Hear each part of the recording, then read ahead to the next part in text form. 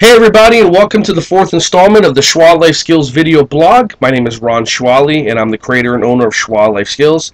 Today we're going to be talking about how to get children to change their behaviors and how society has set us up for failure. Give you an example right off the bat. Any job that you've had, when you did everything that you were supposed to do for 8 or 10 hours a day, how often did your boss come up to you and say, "Good job, high five, you're doing such a good job, I'm very proud of you"? Once a day? Twice a day, 3 times a day. Majority of people, never. But if you ever made a mistake and you did something wrong, did your boss let you know? Did 2 bosses let you know? Did a coworker let you know? See, that's the problem. The problem is society has set ourselves up so that when we do everything that we're supposed to do, we don't get acknowledgement for it. We're supposed to do it. That's just the way that it is. But when we do something wrong, there's people always waiting in the back to jump on us and let us know we did something wrong. For example, think about this. If you're a bartender, okay? If you're a waiter or a waitress, and you're just working at this restaurant, and there's a bartender there that is just absolutely drop-dead gorgeous, and you want to get that bartender's attention. Whether you're a guy or a girl, it doesn't make a difference. And you bring your drink order and you get everything done and you're hustling and you're bustling for 2, 3, 4 hours straight and you get everything right, and that bartender never even looks up and looks at you for a second.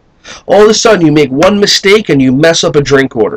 And all of a sudden the bartender looks up, makes eye contact with you, and tells you what you did wrong. But all you care about is you got that bartender's attention. Now, what are you going to do to get that bartender's attention again? If your sole purpose is to get the bartender's attention, you're going to mess up your drink orders, because that's what the bartender trained you to do.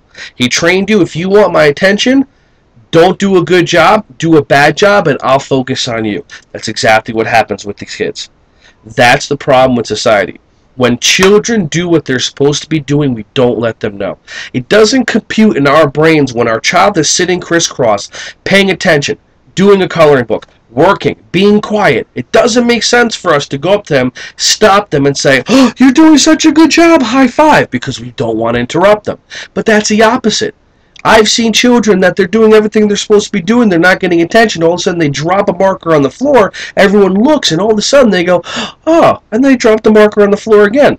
I mean, how often have you seen a baby drop a baby bottle on the floor, and someone picks it up, and they go and they drop the baby bottle again? It's all for attention. If you want a behavior to change, don't reinforce it by giving a response to that behavior.